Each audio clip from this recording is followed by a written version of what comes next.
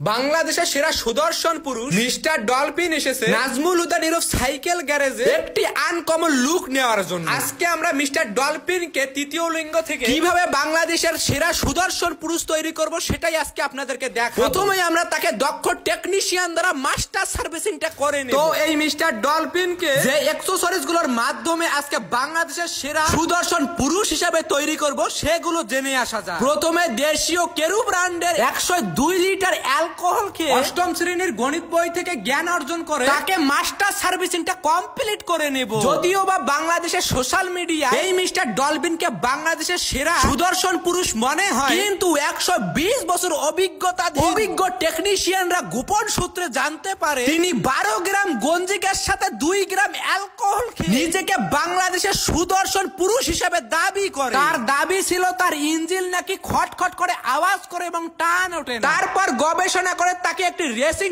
Truck লাগিয়ে দেয় যাতে আর তার স্পিডের কোনো সমস্যা না হয়। ইতিমধ্যেই আমেরিকা থেকে আসা আমার দক্ষ টেকনিশিয়ান জানতে পারে বাংলাদেশের কিছু বিটিএস লাভার মেয়ে তার কাছে যায় সেলফি তোলার জন্য। এখন আমরা যে অ্যাকসেসরিজটি দিয়ে তাকে মডিফাই করতেছি সেটি মূলত দেশীয় অ্যালকোহল জাতীয় কেরু ব্র্যান্ডের একটি প্রোডাক্ট। ইতিমধ্যেই আমাদের দক্ষ টেকনিশিয়ান আনকমন লুক দেওয়া সমাপ্ত করে এরপর তাকে পানি পথে রকেট দিয়ে তার গন্তব্য স্থানে পৌঁছিয়ে দেওয়া হয়। আমাদের মডিফাইটি আপনার কাছে কেমন লাগলো অবশ্যই জানাবেন।